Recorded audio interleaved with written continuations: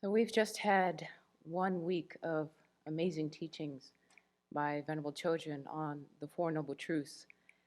And it really reminded me why I was first drawn to Buddhism almost 15 years ago now, and why I've decided to devote my life to practicing it.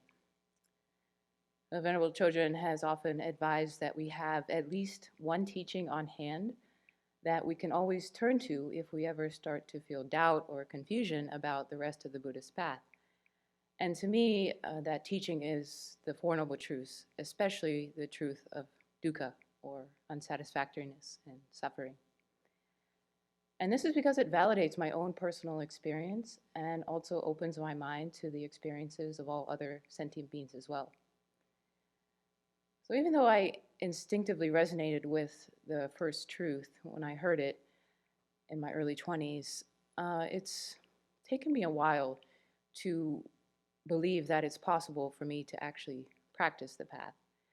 And after I first heard the teaching, I sort of went on living as I had, living on automatic pretty much, just pursuing what other people said would make me happy.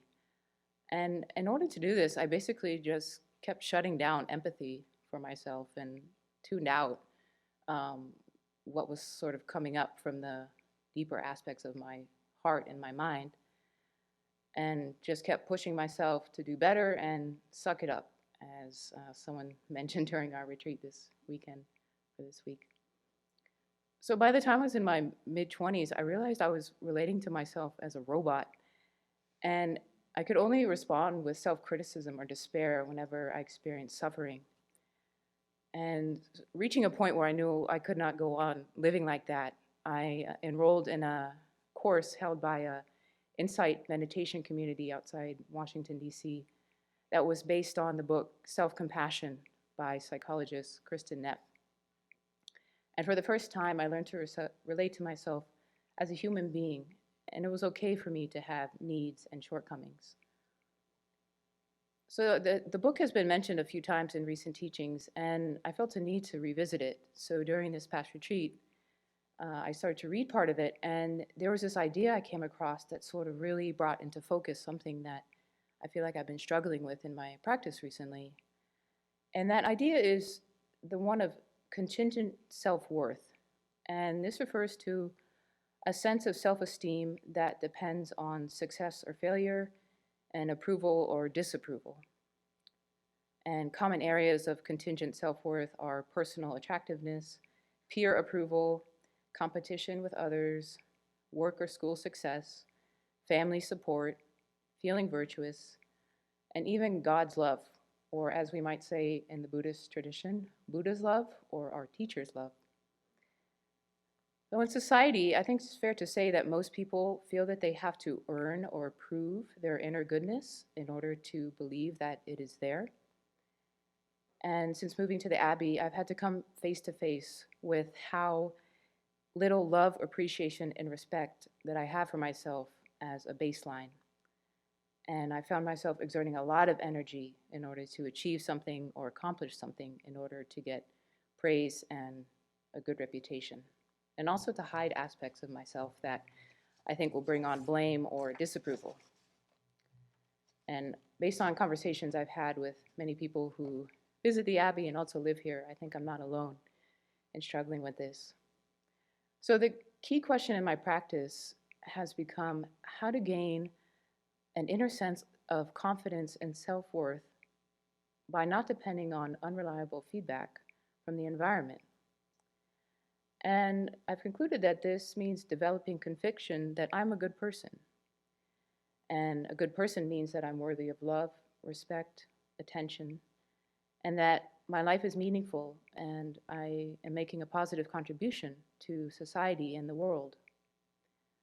And previously, before coming to practice here, I thought that self-confidence came from being attractive, having an impressive career, having lots of friends, and earning money. And I thought acquiring these things would prove to myself that I was a good person and that it would reduce the anxiety I always felt about not making the best use of my life. And these things never worked. But since coming to live at the Abbey, I've come to see that being the person I want to be which is someone I can rely on, someone I can be proud of, and even be inspired by, comes about only by practicing ethical conduct, purification, merit, and wisdom. So these are a bit the Buddhist jargon, but they've really come alive for me as I've lived here for going on 4 years now.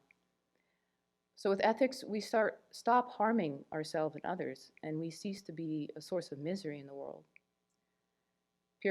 Purification helps us to stop identifying with past actions that we regret and to have compassion for ourselves. And actually, the only reason that we ever hurt anybody is because we're suffering. And this means that compassion is always the wisest response to whenever we commit a misdeed. And with purification, we come to feel like we're our own allies. And there won't be this internal war raging all the time, which only weakens our ability to benefit ourselves and others. And then creating merit through our practice and service to others proves to us that we are capable of making positive transformations in our lives and the world around us. It also gives us proof that the calm and contentment that is the essence of grade A happiness can only come from training the mind to think positive thoughts and let go of harmful attitudes, no matter how convincing they may be. And finally, with wisdom, we realize that the ultimate nature of our minds is pure, that we all have Buddha nature, and that our good qualities can grow limitlessly. I think we're also better able to see the talents and abilities that we have and not latch onto them with arrogance if we have wisdom. So I find it interesting that since there's so many intellectual concepts behind the idea of feeling worthy or unworthy, when I get triggered, it's like this emotional or energetic force arises within me that's completely independent of any kind of thought or words. I struggle with this tendency still, but during this retreat, I was able to see that when this happens, it's usually my self-centered view of the world that's causing me to feel worthy or unworthy. And I'm interpreting everything that happens as some kind of commentary or reflection on an inherently good or bad me.